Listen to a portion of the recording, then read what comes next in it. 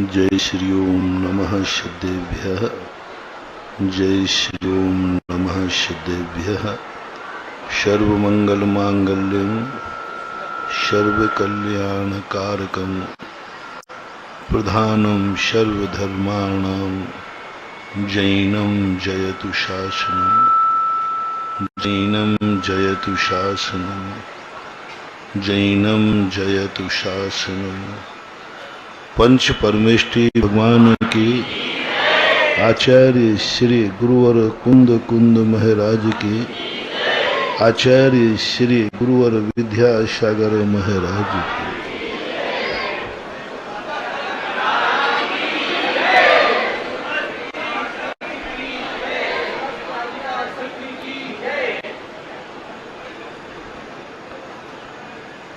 द्रव्य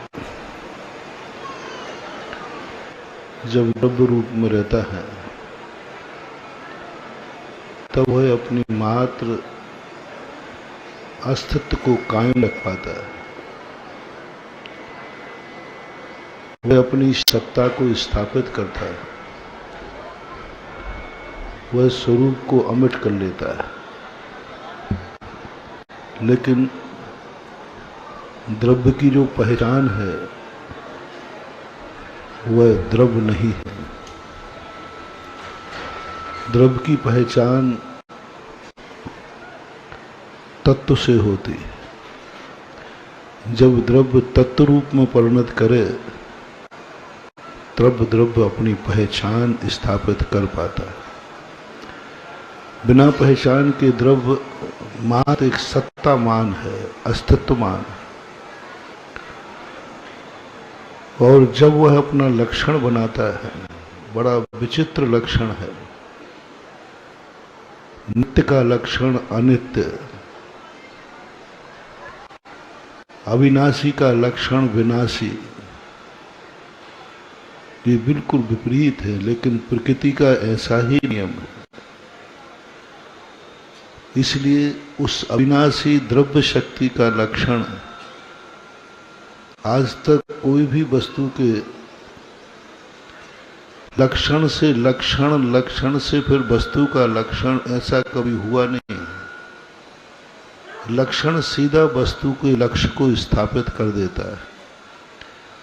लेकिन जब द्रव्य के लक्षण बनाने की बात पूज्यवर उमा स्वामी महाराज के सामने आई तो उन्होंने द्रव्य का लक्षण सत्य बनाया। लेकिन सत्य कहते ही व्यक्ति समझ नहीं पाया। सत्य तो द्रव्य शुद्धता ही था, वो तो स्वभाव रूप था। उस लक्षण का भी लक्षण बनाना पड़ा। उत्पाद व्यय ध्रुव युक्तम शत शत द्रव्य लक्षण। ये जो परिभाषाएं, दो परिभाषाओं से लक्षण का लक्षण बनाना पड़ा। सीधा लक्षण बनाते थे सद्द्रव्य लक्षण नहीं। वह सत्य, क्योंकि सारी दुनिया, सारी स्थितियां कूटस्थ हैं। सारी दुनिया में जो परिवर्तन है ये मायावी है। प्रकृति एक जो परिवर्तन का रूप दिखाती है, ये सब माया है, भ्रम है। ऐसे सारे दुनिया के दार्शनिकों का मानना है। प्रकृति और प्रधान, ये दो तत्व ऐसे हैं दुनिया की दृष्टि में। जो प्रधान तो शाश्वत अविनाशी है, लेकिन प्रकृति मायावी है, भ्रम है ही नहीं। ऐसी स्थिति को कायम करने के लिए पूज्यवर उमा स्वामी ने कहा कि नहीं, एक ऐसी जो परिवर्तन है, उत्पाद और व्यय है, उसी पर सत्य की सत्ता टिकी हुई है। और उत्पाद व्यय द्रव्य नहीं है। उत्पाद व्यय द्रव्य के तत्व को प्रकट करता है। उत्पाद व्यय भाव है। उत्पाद दो परिणमन है। उत्पाद दो पर्याय है। सारे जगत में जो कुछ भी अपन दिख रहा है ये द्रव्य की करामात नहीं है, ये तत्व की करामात। इसलिए द्रव्य के श्रद्धान को सम्यक दर्शन नहीं कहा, तत्वार्थ श्रद्धानम सम्यक दर्शन। द्रव्य कह देते 6 द्रव्यों के ऊपर श्रद्धान करना सम्यक दर्शन नहीं। द्रव्य श्रद्धा का विषय नहीं है, क्योंकि द्रव्य अप्रयोजनीय है। द्रव्य हमारे किसी काम में आने वाला नहीं। ना द्रव्य आनंद देता है, ना द्रव्य दुख देता है। द्रव्य सुख और दुख होते ही नहीं। जितने सुख दुख है ये सब पर्याय रूप है। सिद्धों को द्रव्य का आनंद नहीं आ रहा है, सिद्धत्व पर्याय का आनंद आ रहा है। नारकियों को जीव द्रव्य का दुख नहीं हो रहा है, पर्याय का दुख हो रहा है। जो कुछ भी अपन इस सृष्टि में सुख दुख, अच्छा बुरा, मोक्ष मार्ग, संसार मार्ग, सब का सब प्रपंच पर्याय का है, तत्व का है, भाव का है। और उस तत्व के ऊपर हमें श्रद्धान करना है। जब तत्व के ऊपर श्रद्धान करेंगे तो हमें ये बात ध्यान में आएगी कि तत्व का जनक क्या है।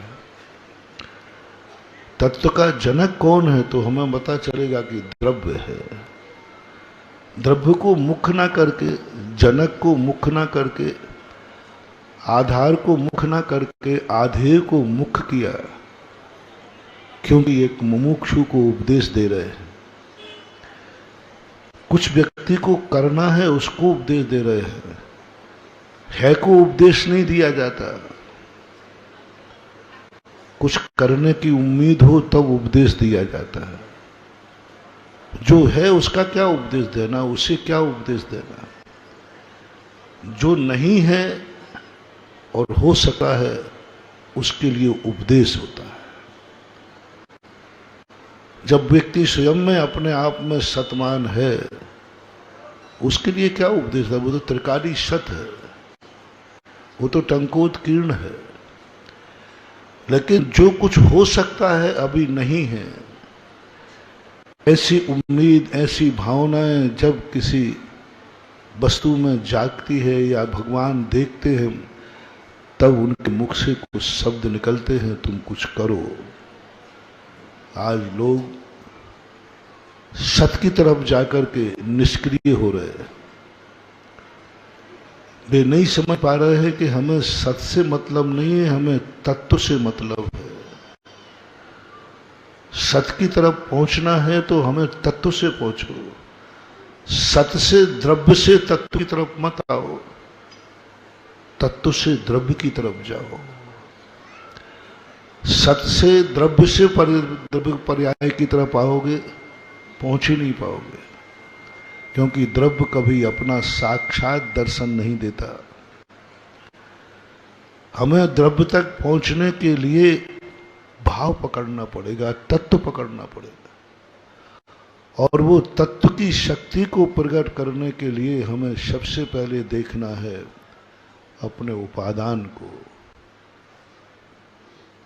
उस तत्व में, उस द्रव्य में कौन सा तत्व पड़ा है, उस पर श्रद्धान करना है, द्रव्य पर नहीं। औषधि पर श्रद्धान नहीं।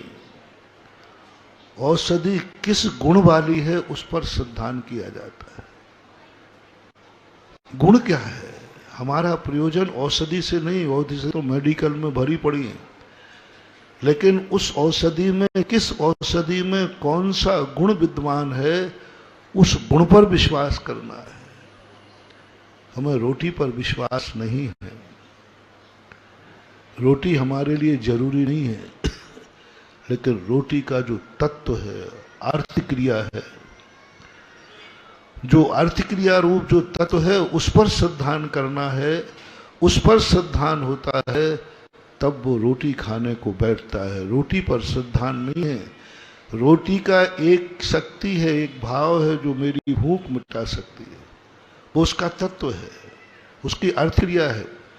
वो श्रद्धान हमें बनता है तो हम रोटी खा लेते हैं। पानी पे हमें तत्व पर होता है, ये मेरी प्यास बुझाएगा, हम पानी पी लेते हैं। जब हम किसी भी द्रव्य की तरफ जाते हैं तो हमें उसकी शक्ति पहचानो, उसकी तत्व क्रिया पहचानो।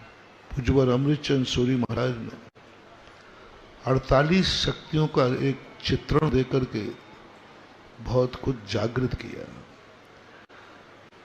हम उस शाश्वत शक्ति को पाने के लिए हमें उन शक्तियों को जानना है कि कौन सी ऐसी शक्ति है जो शक्ति मेरे लिए प्रयोजनभूत है। जब भी किसी कार्य की हम सफलता चाहते हैं, हम विफल क्यों हो जाते हैं? हम विफल होने का मूल कारण है कि हम लक्ष्य से प्रभावित हैं। हम जब किसी की लक्ष्य की महिमा सुनते हैं, हम दौड़ पड़ते हैं उसे पाने के लिए, रास्ते में गिर पड़ते हैं, पहुंच नहीं पाते, शाम हो जाती। क्यों हम लक्ष्य को पाने के लिए दौड़ पड़े? हमें लक्ष्य ने इतना प्रभावित कर दिया, इतना आकर्षित कर दिया, क्योंकि लक्ष्य हमेशा आनंदभूत होता है। लक्ष्य हमेशा बहुत पावरफुल होता है। आज स्वाध्याय बंधु क्यों समय सार की तरफ दौड़ गए? क्यों लोगों ने समय सार को स्वीकार किया? दौड़ गए, एकदम दौड़े। जब जब समय सार की चर्चा चलती है, लोग बहुत आनंदित होते हैं और समय सार की तरफ दौड़े व्यक्ति, दौड़ लगा करके दौड़े, लेकिन वो समय सार का आनंद नहीं आया। अब वो सब लौट के आ रहे हैं। बनारसी दास दौड़े। बनारसी दास ने जब नाटक समय सार लिखा, वो इतने तेजी से प्रभावित हुए कि उन्हें सब कुछ हे लगने लगा। यहां तक कि भगवान हे लगने लगे, गुरु हे लगने लगे, सब कुछ हे लगने लगा। उन्होंने कहा कि हम कहां भटक रहे हैं, तत्व तो ये है। और वो इतने तेजी से दौड़े उस आकर्षण से, उस महिमा से, उस आत्मा के वैभव से, इतने तेजी से दौड़े कि सब कुछ छोड़ कर एक कमरे में बंद हो गए। कमरे में बंद होने के बाद उसको पाने का प्रयास किया, लेकिन कुछ नहीं मिला। अंत में तीसरे दिन उनकी हालत ऐसी बिगड़ी, करनी को रस मिट गयो, आयो निज का स्वाद, भई बनारस की दशा जैसे ऊंट का पाद। उन्होंने लिखा। बौद्ध भी इसी तरह दौड़े थे। एक बार बौद्ध पहले दिगंबर जैन संत बने, बहुत तेजी के साथ दौड़े। 6 महीने के बाद उनकी हालत ऐसी हो गई कि उठना भी मुश्किल हो गया। बड़ी मुश्किल से एक भीलनी से भोजन मांग कर खा करके फिर वो 2 कदम उठ सके। उन्होंने मध्यम मार्ग की स्थापना कर दी। नहीं मिला उनको वो तत्व जो सुना था, जो देखा था। बहुत सारे लोग दौड़ते। थोड़ा रुको, थोड़ा रुको। किसी कार्य करने के लिए पहले 5 चीजें जरूरी हैं: द्रव्य, क्षेत्र, काल, भव और भाव। पहला लक्षण सबसे पहले द्रव्य। तुम अपने आप को पहचानो, क्या तुम इसके योग्य हो? पड़ोसी की थाली मत देखो कि वो क्या खा रहा है, तुम अपनी जठराग्नि देखो कि तुम क्या खा सकते हो। हम पड़ोसी की थाली देखते हैं सब तरफ, धन में, भोजन में, वैभव में, यश में, कीर्ति में, सब में एक ही भाव आता है। भगवान को देखकर भाव आता है मैं भगवान कब बनूं। महाराज को देख के भी आ सकता है। कोई अच्छी चीजों को देखकर सबको भाव आता है, आना चाहिए, कोई बुरा नहीं है। लेकिन दौड़ो मत, भागो मत।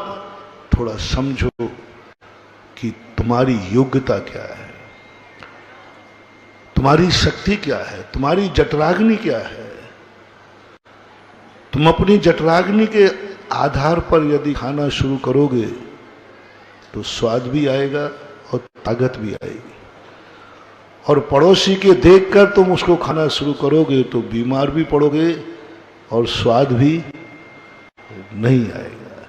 इसलिए सबसे पहले उपादान शक्ति, आत्मा की 3 शक्तियां हैं, उपादान शक्ति, निमित्त शक्ति, और इन दोनों के फल रूप आती है नैमित्तिक शक्ति। पहली शक्ति उपादान शक्ति, भावना भाव, 24 घंटे परिणाम करो। भगवान से यदि वरदान मांगो तो उपादान शक्ति को जागृत करने मानो, निशक्ति जागरण।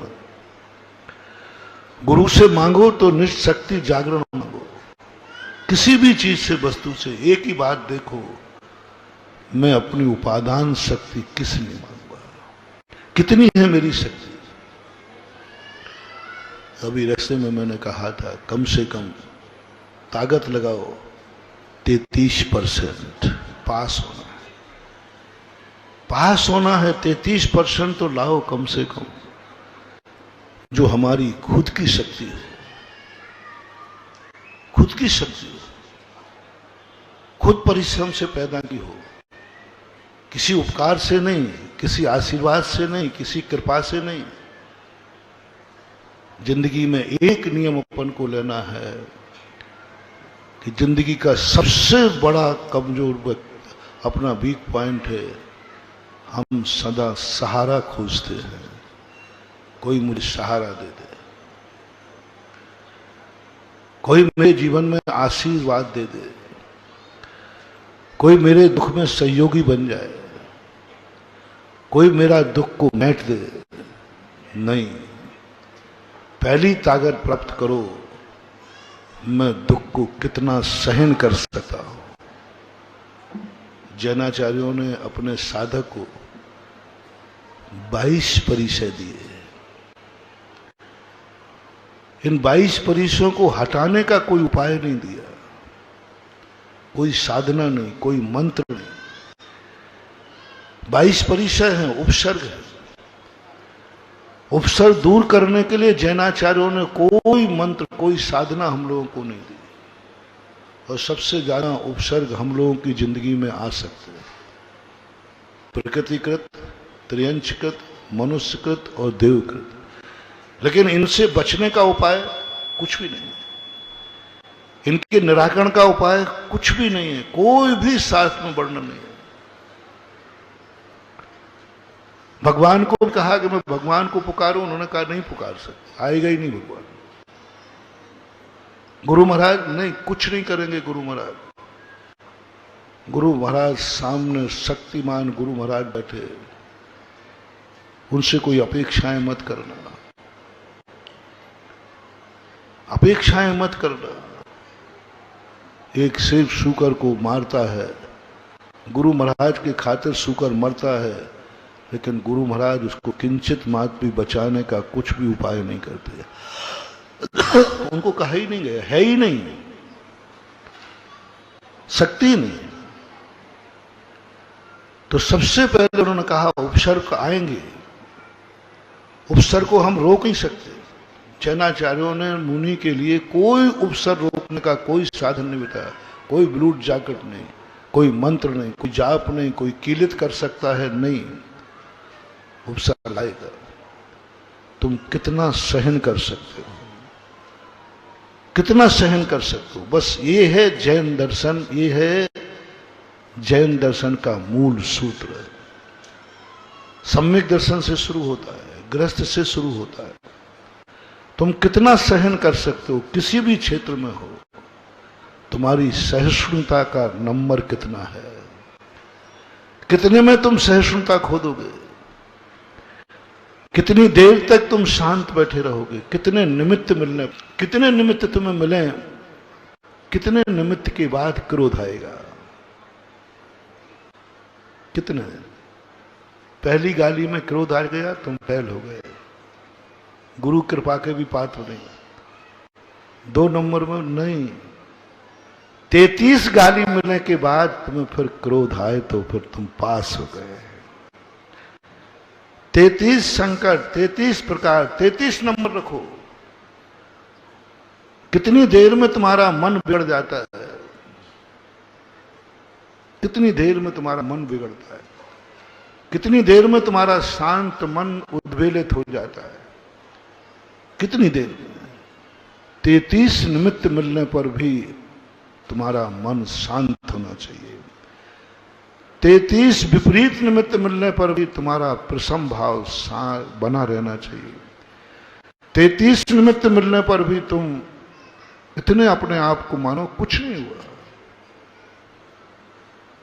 33 गालियां खाओ, 33 अभावों को सहन करो। 33 नंबर चाहिए हर क्षेत्र में। कोई निमित्त हमारे लिए प्रभावित न कर पाए, हम 33 नंबर पाने का पुरुषार्थ तो करें। इतनी शक्ति तो हमारे पास होना चाहिए। वस्तु स्वरूप विचार खुशी से सब दुख संकट हटा कर नहीं लिखा, हटा कर नहीं लिखा, सहा कर, साधना, तपस्या। सबसे बड़ा चमत्कार यह नहीं है कि गुरु ने हमें आशीर्वाद दे करके हमारा संकट दूर कर दिया। सबसे बड़ा अतिशय यह नहीं है कि भगवान का शांति धारा करके हमने अपना संकट दूर कर लिया। सबसे बड़ा अतिशय यह नहीं है कि हमने नमोकार मंत्र की माला से अपना संकट दूर कर लिया। सबसे बड़ा अतिशय यह है कि तुमने उस संकट को सहन कितना किया, कितने सहन किया। आप कितनी देर तक सहन करते रहे। बीमारी आई, 22% सारे के सारे सहन करना सिखाया। तुम सहन करो, दूर मत करो। भूख लगी है, तुम सहन करो, जल्दी रोटी मत खाओ। दुनिया सोचती है कि सबसे बड़ा पुण्यात्मा कौन? सबसे बड़ा पुण्यात्मा क्यों? जिस समय भूख लगे उस समय तुरंत रोटी मिल जाए। अरे भाई, उसका तो किमिक्षिक सुख है। जिस समय जो चाहता है वह मिलता है। हर व्यक्ति अपने जीवन को 7 स्टार बनाना चाहता है। 7 स्टार होटल का अर्थ क्या है? जो आप लोगों ने बताया कि बताते जो चाहो वह उपलब्ध कराया जाता है। हर व्यक्ति इसी पद्धति में चल रहा है। मेरी जिंदगी में जब मैं जो चाहूं वह होना चाहिए, जब मैं जो चाहूं वह मिलना चाहिए। मेरे लिए सब कुछ अनुकूल हो। जब भी मेरी आंख उठे वही दिखना चाहिए मैं देखना चाहता हूं, वही सुनने में आना चाहिए जो मैं सुनना चाहता हूं, वही खाने में मिलना चाहिए जो मैं खाना चाहता हूं। मेरे चारों तरफ वही वातावरण होना चाहिए जो मैं चाहता हूं। ये सब लोगों की आदत है। वो जैनाचार्य कहते नहीं, तुम्हारे पास सब कुछ नहीं होगा, कुछ भी नहीं हो। पहला अभाव, कुछ भी नहीं हो, तिलतुस मात्र भी ना हो। खाने को भोजन नहीं हो, रहने को मकान नहीं हो, देखने को कोई दृश्य ना हो, सुनने के लिए कुछ भी ना हो, और सब कुछ विपरीत और हो।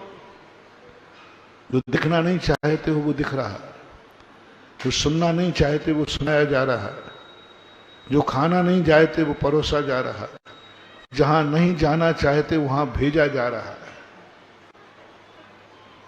जहां जो करना नहीं चाहते वो कराया जा रहा है। आप सहन कीजिए। जितना जितना आप सहन करते जाएंगे उतना उतना चित चमत्कार होता जाएगा और स्वयं की शक्तियां प्रकट होती जाएगी। अपनी आत्मा की वह शक्ति बस सहिष्णुता में, साधना कुछ नहीं। कोई मंत्रों से अतिशय नहीं होते। कोई भी साधना ऐसी नहीं जिसमें मात्र अतिशय होता है अपनी निशक्ति जागरण से।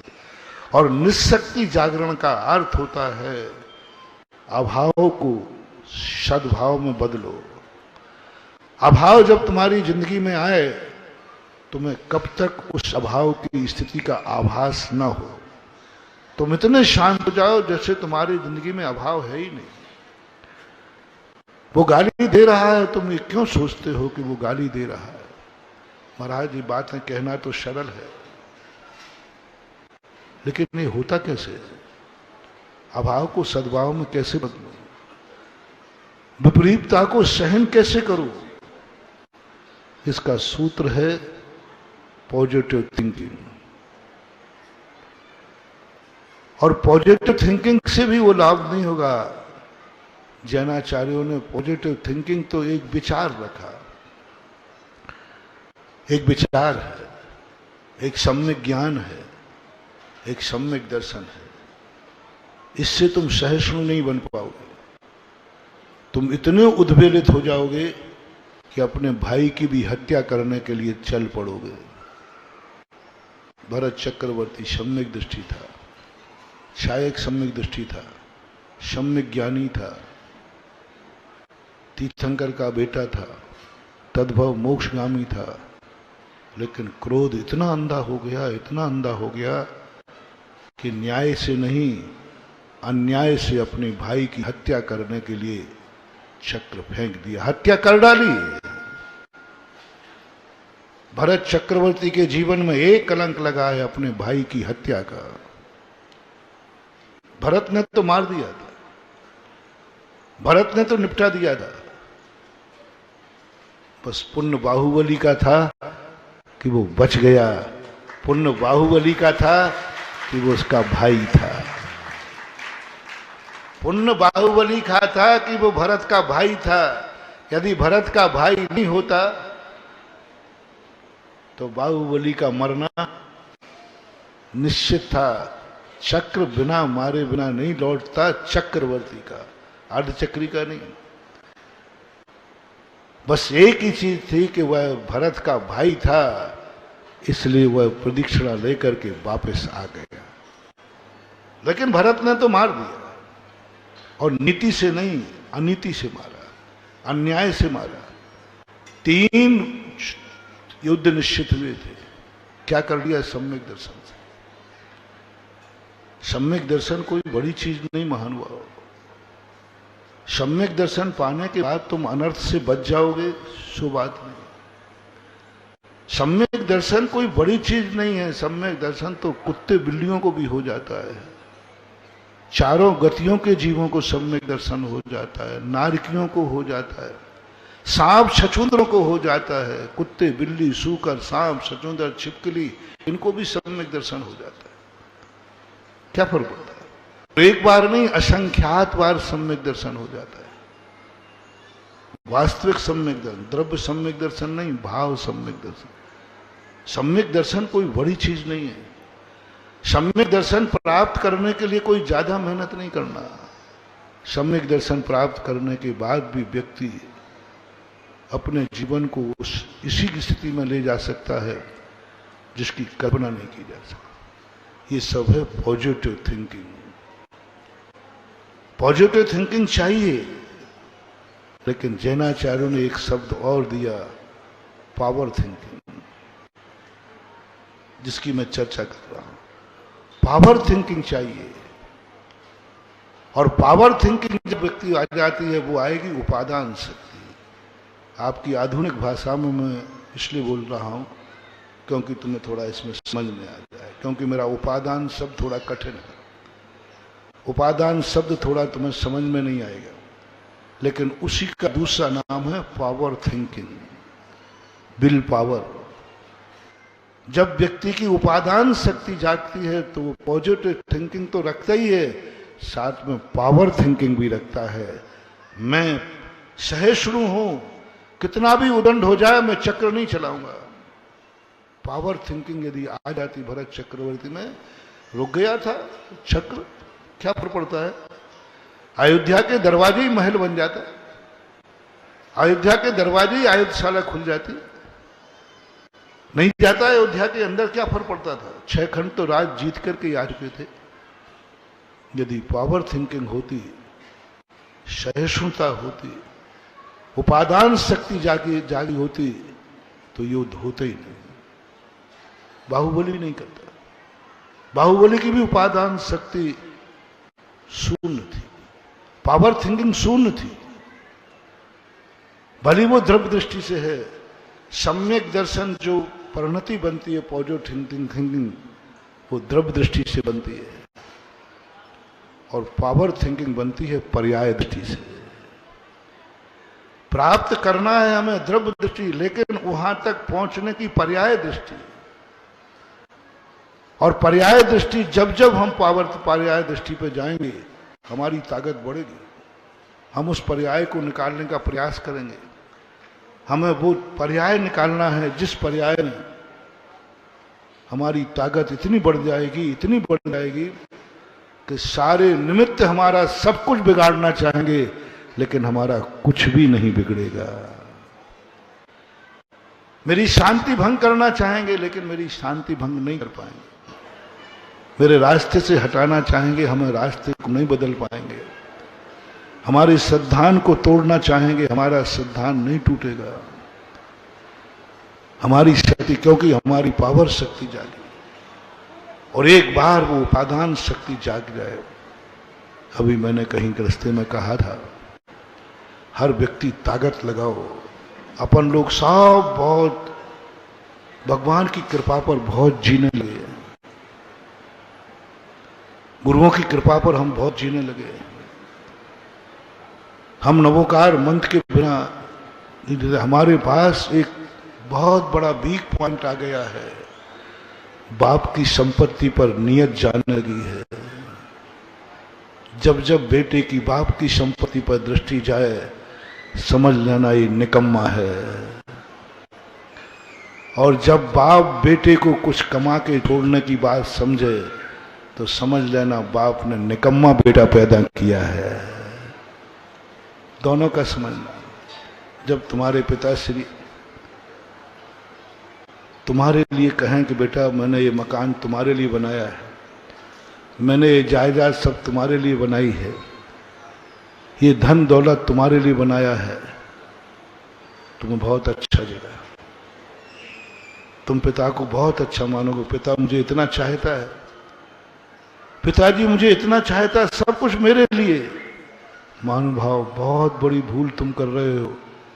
यदि थोड़ी सी पावर थिंकिंग तुम्हारे में होगी तो तुम समझ जाओगे कि पिताजी मुझे निकम्मा मान रहे हैं, मुझे पुण्यहीन मान रहे हैं, मैं बदनसीब हूं, मेरा कर्म फूटा हुआ है, इसलिए सारी जिंदगी को चलाने के लिए पिता मेरा इंतजाम करके जा रहा है, इंतजाम करके जा रहा है। पिताजी की तरफ से समझ लेना कि तुम पिताजी की दृष्टि में क्या हो, क्योंकि तुम्हारी जिंदगी का इंतजाम पिता कर रहा है। तुम्हारे रहने का मकान पिता बना रहा है, तुम्हारे खाने पीने का इंतजाम पिता कर रहा है। तुम्हारी जिंदगी सुखमय निकले वो पिता को चिंता है, पिता को चिंता है। ये खुशी की खबरें नहीं है, ये बहुत बड़ा अशुभ है, बहुत बड़ा अपशकुन है। बहुत बड़ी जिंदगी का एक ऐसा मानना कि हमारी जिंदगी में कुछ नहीं है, क्योंकि सब कुछ मेरी जिंदगी का पिता को चिंता करना पड़ रही है। और ऐसी स्थिति में आप लोग खुश ना हो। जितना जितना ज्यादा पिता तुम्हारे लिए कहे तुरंत तुम इसे सोच लेना, विचार कर लेना। पिताओं से मेरा कहना है, जब जब तुम पिता बेटे को सहारा देते हो, जब जब तुम बेटे को कुछ जोड़ते हो, कुछ देने का भाव करते हो, तुम बेटे की उस पावर शक्ति का ह्रास कर रहे हो। बेटे की वह स्वयं की सहन शक्ति को, स्वयं पे पैर पे खड़े होने को तुम एक प्रकार से पैरालिसिस कर रहे हो। थोड़ा बेटे को छोड़ दो भिखारी बना करके, बेटे को छोड़ दो सब कुछ छीन करके, बेटे को छोड़ दो अकेला, और हो सके तो एक धक्का और दे देना। चाणक्य की यही नीति थी। चाणक्य ने चंद्रगुप्त को जब कितने धक्के दिए, चाणक्य ने कभी चंद्रगुप्त का सहयोग नहीं किया, कभी सहयोग नहीं। और इतने संकट दिए उसको, इतने संकट दिए कि एक दिन चाणक्य और चंद्रगुप्त नदी किनारे टहल रहे थे। चाणक्य ने एक धक्का दे दिया चंद्रगुप्त को, वो नदी में गिर गया, चोट लगी। बोले घूम रहा है, आप मेरे दुश्मन हैं क्या? आपने मुझे धक्का दे दिया। बोले मैं यही देखना चाह रहा था कि तू गुरु के भरोसे चल रहा है कि तू स्वयं के भरोसे चल रहा है। मैं यही देख रहा था कि तू मेरे भरोसे पर चल रहा है या नहीं, यहाँ कुछ खतरा नहीं है। तू ये सावधान रहना चाहिए, गुरु से भी खतरा हो सकता है, और मैं खतरेवान नहीं हूं, तेरा दुश्मन नहीं हूं। मैं तुझे ये सावधान करना चाहता हूं कि तू अपने भरोसे पर कब चलना सीखेगा। मैं कब तक तेरा साथ दूंगा। स्वयं का भरोसा ही स्वयं के साथ रहता है। भगवान, गुरु, गार्जियनों का भरोसा कहां कहां लोगे। 24 घंटे गार्जियन नहीं रह सकता हमारे साथ। अच्छा गार्जियन नहीं चाहता है कि मेरा बेटा, मेरा शिष्य, मेरा भक्त मेरा सहारा लेना कब छोड़ेगा, कब छोड़ेगा। शेयर करना, आपका बेटा जन्म देने के बाद आप क्या चाहते हैं कि वो सदा आपकी उंगली पकड़ के चलता रहे, सदा आपकी गोदी में खेलता रहे। नहीं, हर अच्छे माँ बाप की बात होती है ये अपने पैरों से चलना कब सीखेगा, अब सीखेगा। और जो बेटा पे अपने आप में चलना सीख जाता है वो कहते अब मुझे बेटी की कोई चिंता नहीं है, क्योंकि वो स्वयं के पैर पर, और जो स्वयं के पैर पर खड़ा नहीं होता है उसके संबंध में मरते दम तक बेटे को चिंता, बाप को चिंता होती, उसका मरण अच्छा नहीं होता। अब बेटी का क्या होगा, वो तो मेरे भरोसे जी रहा था, मेरे भरोसे जी रहा था। वैष्णव दर्शन में महाभारत में एक बहुत अच्छा दृष्टांत आया, शिक्षाप्रद है, सत्यासत्य पर मत जाना। गंगे की उत्पत्ति गंगा से हुई। गंगा एक नारी के रूप में प्रकट होती है और वो शांतनु से उसका पानी ग्रहण होता है। और गंगा की पूरी कहानी नहीं सुना रहा हूं। जब भी उलझन में उलझते गंगे भीष्म पितामह, तब तक वो गंगा किनारे पहुंच जाते, मां प्रकट होती और संबोधन करती। जब बहुत उम्र हो चुकी तब दिन गंगा ने प्रकट होकर कहा, मैंने तेरे जैसे निकम्बे पुत्र को जन्म देकर गलती की है। आज तू इस अवस्था में भी मेरी सलाह लेने आया है, मेरी बुद्धि से चलेगा। जब जब तू मेरी बुद्धि से चलेगा तब तक मेरे इस दुनिया से मेरा कल्याण नहीं होगा। मैं कभी तर नहीं सकूंगी तेरे कारण से, तेरे कारण से मेरा उद्धार नहीं होगा। क्योंकि मुझे एक ही बात की सल है कि मेरा बेटा मेरे बिना कुछ नहीं कर सकता। और तू मेरा कैसा बेटा है कि मेरे उद्धार में, मेरे कल्याण में तू बाधक बनेगा। बहुत बड़ी शिक्षा वहां दी। मां ने फटकारा कि तू अपनी बुद्धि से कब सोचना होगा, जिस दिन तू समस्या में उलझ जाए और मेरी याद भी ना आए और उस समस्या को सुलझाने में लग जाएगा, उसी दिन मां का तुझे जन्म देना मेरा सफल हो जाएगा। मेरी याद भी नहीं आए, मेरी जरूरत भी नहीं हो, उस दिन मां खुश होती है। सच्ची मां, सच्चा पिता उस दिन खुश होता है। इसलिए कभी बेटे को एकदम अकेला छोड़ दो। हो सके तो मैंने कहा धक्का दे देना, हो सके तो एक दिन सब कुछ छीन कर निकाल देना, सब कुछ छीन कर निकाल देना, निकाल देना, घबराना नहीं। लेकिन थोड़ा विश्वास करना बेटे को, तुम्हारा बेटा इतना मजबूत हो कि वो तुम्हारे इस दृश्य को सहन कर पाएगा कि नहीं। नहीं तो तुमने यहां निकाला और वो जाके रेल की पटरी कट के मर जाए, सुसाइड कर ले। थोड़ा देख लेना भाई, क्योंकि हमारे शास्त्रों में प्रायश्चित देने की एक विधि बताई। मूलाचार के अंदर उन्होंने 2 प्रायश्चित पंचम काल में देने को मना कर दिया। एक विवेक नाम का प्रायश्चित होता है, एक परिहार नाम का प्रायश्चित होता है। ये 2 प्रायश्चित पंचम काल के शिष्यों को गुरु न देवे। क्योंकि ये दो प्रायश्चित दे देंगे तो शिष्य तप नहीं करेगा, संकलेश करेगा। तप नहीं करेगा, वो मुनि पद से घृणा कर लेगा, उसे तप मान के स्वीकार नहीं करेगा, बल्कि वो मुनि पद भी छोड़ देगा, मर भी सकता। आज इतनी शक्ति नहीं है, इतनी क्षमता नहीं है कि विवेक नाम का और परिहार नाम का प्रायश्चित स्वीकार कर ले। और जिस समय विवेक और परिहार नाम करने की क्षमता होती है, उसी को केवल ज्ञान प्राप्त होता है, मोक्ष होता है, रिद्धियां प्राप्त होती हैं, रिद्धियां प्राप्त होती हैं। दो प्रायश्चित हैं, विवेक और परिहार।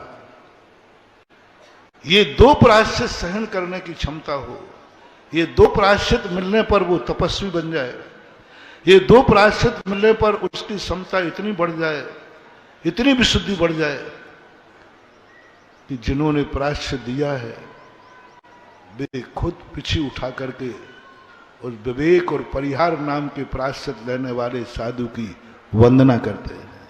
इतना पावर हो जाता है। एक आया उन लोग, जिस शिष्य को प्रायश्चित दिया विवेक और परिहार नाम का, यदि वो ये प्रायश्चित को पूर्णतः पालन करते हैं, तब प्रायश्चित देने वाले गुरु महाराज जिन्होंने दीक्षा दी, जिन्होंने ज्ञान दिया, सब कुछ दिया, वे पीछे उठा करके ऐसे शिष्य की 3 प्रदक्षिणा दे करके वंदना करते हैं। इतना महान हो जाता है विवेक और परिहार नाम का प्रायश्चित। बहुत बड़ी पावर थिंकिंग, बहुत बड़ी उपादान शक्ति उसकी जाग जाती है। वो अभाग मानता है, वो कहता है मैंने मुनि ने मेरा परिहार नहीं किया है, गुरु ने मुझे अपने पैरों पर जिंदगी जीने के लिए रास्ता बताया है, मेरी शक्तियों को प्रकट करने का मौका दिया है, मुझे कुछ करने का मौका दिया, मेरी शक्तियां कितनी हैं उसका दिया। वो पॉजिटिव सोचता है, वो निगेटिव नहीं सोचता, निगेटिव नहीं सोचता। वो कहता नहीं, ये तो मुझे बहुत हितकारी है, इसमें मेरी योग्यता, मेरी सहिष्णुता, मेरे जीवन की शक्तियां जागृत होंगी, वो मौका दिया। लेकिन ऐसा कोई सोचता नहीं है, हमेशा ये सोचता है कि मेरे साथ दुश्मनी है, मेरे साथ बुरा कर रहा, वो 10 लोगों को सुनाएगा। क्या माँ बाप को ऐसा करना चाहिए? महानुभाव, यदि कोई तुम्हें घर से निकाल दे तो तुम कितने लोगों से कुछ भी हिस्सा ना दे तुम्हारा माँ बाप, और तुम्हें निकाल दे तो तुम जगह जगह कितने लोगों से माँ बाप की बुराई करोगे? है? बोल भाई विनोद, तू ही बोल, तू सामने बैठा है।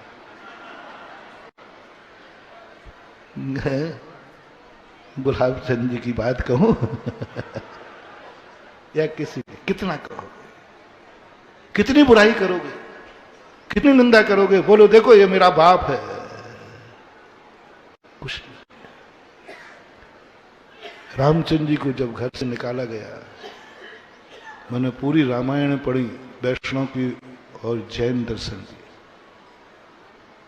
की, रामायण पढ़ चुका। ये खोजा मैंने कि रामचंद्र जी ने कहीं तो किसी से कहा होगा कि मेरे बाप ने मुझे निकाल दिया, मुझे राजगद्दी का हिस्सा नहीं दिया। पर नहीं, रामचंद्र जी यही कहते रहे, उन्होंने निकाला नहीं है, मुझे कुछ बनने का मौका दिया है, मुझे कुछ करने का मौका दिया है। जब लक्ष्मण कैकेयी के विद्वेष को प्राप्त होता है, एक दिन लक्ष्मण वनवास के समय एक संत का उपदेश सुनकर लक्ष्मण बोले भैया मजा आ गया, क्या तत्व दृष्टि मिली, क्या ज्ञान मिला, क्या सूत्र मिला। रामचंद्र जी इसी इंतजार में थे कि लक्ष्मण एक बार खुश नजर आ जाए। उस दिन वो बहुत खुश नजर आया, बहुत खुश नजर आया। तो रामचंद्र जी कहते लक्ष्मण, मालूम आज का जो आनंद आया है इसका श्रेय किसे जाता मालूम आपको? बोले माता कैकेयी को। गजब कर पावर थिंकिंग, माता कैकेयी को जाता है। लक्ष्मण स्तब्ध हो गए, बोले गलत लक्ष्मण, अभी तुम जो आनंद से झूम रहे थे, ना मां अपना कैकेयी वनवास भेजती और ना ये आनंद आता एक बार मां को प्रणाम कर ले लक्ष्मण। तो कितना बड़ा सोच, वो प्रसंग जब मैंने पढ़ा, मैंने कहा ये है पावर थिंकिंग, ये है उपादान शक्ति। जिस दिन उपादान शक्ति जाग जाएगी, हर वस्तु तुम्हारे लिए बहुत पॉजिटिव, बहुत किनारे लगेगी। एक बार मैं संस्थान के बच्चों को पढ़ा रहा था,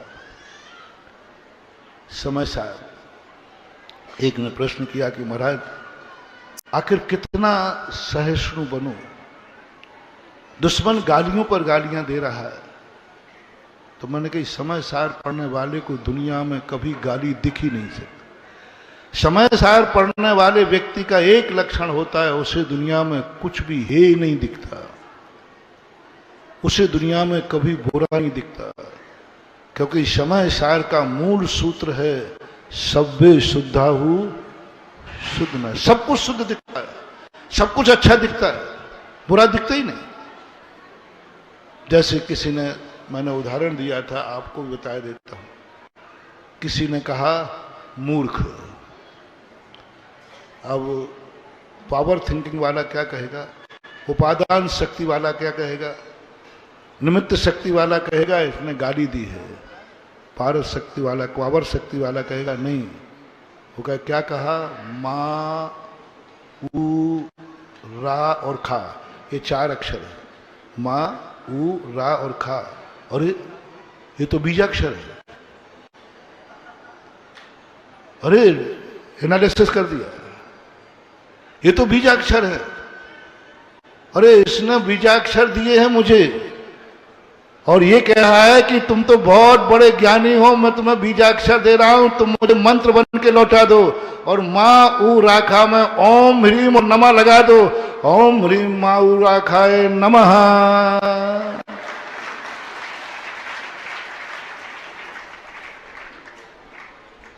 बीजाक्षर था, मां बीजाक्षर है कि नहीं? इस मां बीजाक्षर की इतनी ताकत होती है कि जब मूर्ति की प्रतिष्ठा करते हैं तो उस मर्म स्थान पर स्थापित करते हैं जिस स्थान पर स्थापित करने के बाद व्यक्ति को कोई उसका कुछ बिगाड़ नहीं सकता। ऊ का जो स्थान बनता है कर्ण में बन जाता है, रा का स्थान जो बनता है वह अपने आप में इस स्थान में, मर्म स्थान पर, गले स्थान पर, और ये सारी भुजाएं, खा का स्थान बनता है दाएं भुजा के ऊपर। इतनी बड़ी ताकत दे दी। बीजाक्षर है, ओम ह्रीम और नमः जोड़ दो तो मंत्र बन गया। पावर थिंकिंग, उपादान शक्ति, ये कहलाता है। बोलो ये चमत्कार तुम्हें किससे मिलेगा? समय सार से, उपादान शक्ति से। कि उसने गाली नहीं दी, उसने इकट्ठा करके दिया। तुम इकट्ठा कर दोगे तो मूर्ख कहलाओगे और अलग अलग कर दोगे तो बीजाक्षर कहलाएंगे। और ओम ह्रीम और नमः जोड़ करके बोलो, ओम बोलो आप लोग, ओम ह्रीम माऊ राखाय नमः, ओम ह्रीम माऊ राखाय नमः, ओम ह्रीम माऊ राखाय नमः। अब तुम कहते महाराज कोई मंत्र दे दो, दे दिया ना मूर्खों को मंत्र, माऊ राखाय नमः।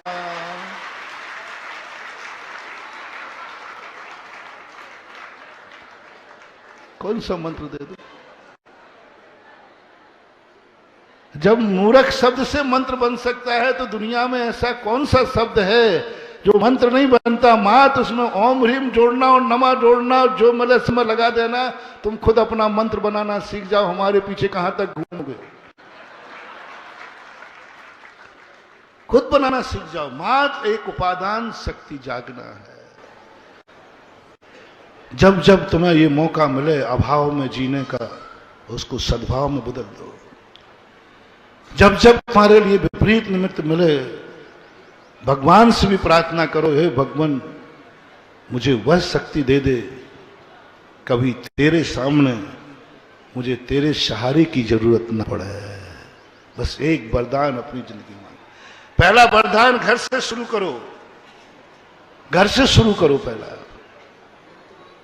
मां बाप के चरण छूकर कहो, बस हे माता पिता आपका मैं बेटा हूं, बस एक आशीर्वाद दो कभी मेरी जिंदगी में तेरे सहारे की जरूरत ना पड़े, तेरे सामने मुझे भीख न मांगना पड़े, तेरे सहारे की जरूरत ना पड़े। बस एक वरदान, और अपने बेटे को भी तुम आशीर्वाद देना चाहो तो एक ही आशीर्वाद देना कि यदि ये मेरा बेटा है, प्रभु से कभी मांगना चाहो कि बस ये प्रभु एक मुझे इच्छा है वो पूरी कर दो, मेरे बेटे को कभी मेरे सहारे की जरूरत ना पड़े। महान भाव, दुनिया का कोई भी अभिशाप है उसको काटने का उपाय है। यदि पिता ने यह कह दिया कि मैं बेटे से पूछ लूं, बराबरी का बेटा है, समझ लेना, और बेटे को वो अभिशाप मिल गया है कि वो अभिशाप 10 जन्म में भी कटने वाला नहीं, तुम्हें दरिद्रता का अभिशाप मिल गया है। बाप होकर बेटे से डर रहा है, बाप होकर बेटे से डर रहा है। बेटे से पूछ लूं, आजकल मैंने कमाना बंद कर दिया है, बेटे से पूछ लूं। पिताओं से मेरा कहना है ये अभिशाप अपने बेटे को कभी मत देना, और बेटे से कहना है अपने बाप का कभी ये अभिशाप मत लेना। आज ही पैर पकड़ के कह देना, पिताजी आप मेरे पिता के रूप में दुश्मन हैं क्या? आपने क्या कहा महाराज के सामने, आपने क्या कहा पंचों के सामने, आपने क्या कहा दुनिया के सामने? बेटे से पूछ लूं, इसका अर्थ है कि मैं वो गुंडा हूं जिससे बाप भी डरता है, मैं वो गुंडा हूं जिससे बाप भी डरता है। आप मेरे मालिक हैं, आप मेरे मालिक हैं, आप मेरे पिता हैं। यदि इतनी संपत्ति भी तुम बोल के आ जाओगे जो तुम्हारी नहीं है, पूरी जिंदगी भर कमा करके पिता की बोली सुखाऊंगा, तब मुझे गर्व होगा। कौन सा बेटा सपूत है जिसका बाप दान बोल के जावे और बेटा उसकी बोली चुकावे? उसका नाम है सपूत। बाप नहीं चुका पाया क्योंकि इतनी बड़ी बोली ले ली, उसकी संपत्ति नहीं थी। कभी बाप की बोली इतनी बड़ी हो जाए कि उसकी संपत्ति कम हो जाए और बेटे को अपनी कमाई से चुकाना पड़े, समझ लेना बेटा अगले भाव में तुम्हारा चक्रवर्ती पद सुरक्षित हो गया है, क्योंकि तुमने अपनी कमाई से बाप की बोली चुकाई, बाप का दान चुकाया। बाप का कभी हाथ नहीं बांधना। आजकल की सासियों चोरी से दान देती है। मैंने क्यों? अरे महाराज वो बहू बहुत खतरनाक है, घर से निकाल देगी। बहुओं से कहना है ये अभिशाप तुम कभी मत लेना, तुम्हारे हाथ में दरिद्रता की लकीर खिंच जाएगी जब सासू बहू से डर जाएगी। घरों में दरिद्रता की लकीर यदि नहीं खिंचवाना है तो घर में हर व्यक्ति एक दूसरे से कहेगा धर्म क्षेत्र के लिए मेरे से डरने की जरूरत कि मिक्सिक छूट दे दो धर्म की। बताते शादी के समय तुम बर्बादे, मुझे पूरा पता नहीं है, कि पंडित जी कहता है कि धर्म कार्य को छोड़कर हम हर कार्य में तुम्हारी आज्ञा मानेंगे।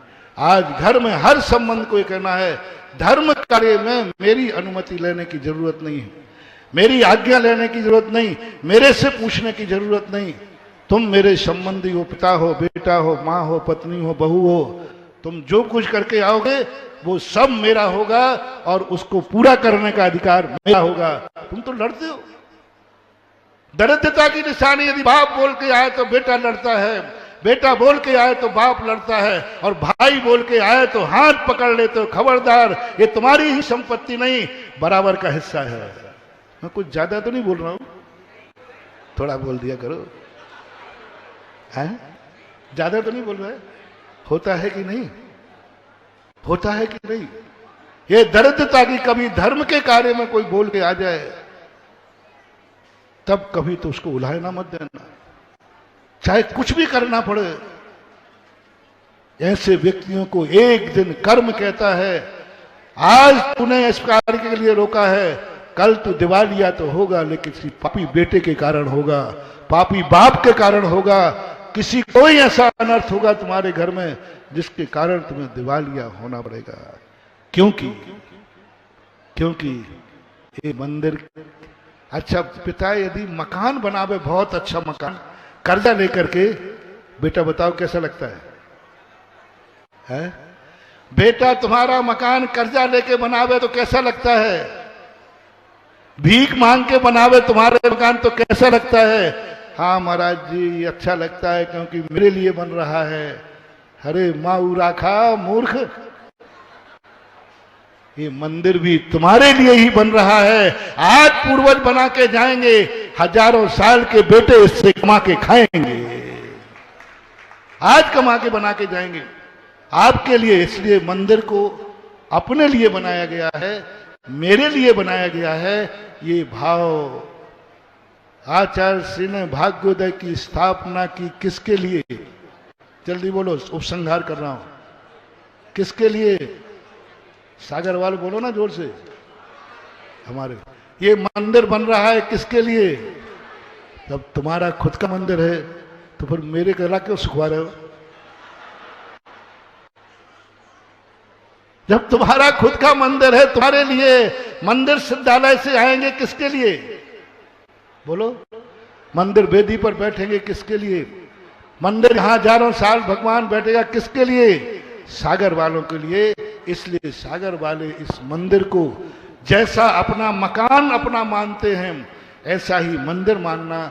भगवान से हमें अपना मकान नहीं बनवाना है, अपने धन से भगवान का मंदिर बनाना है। महावीर भगवान।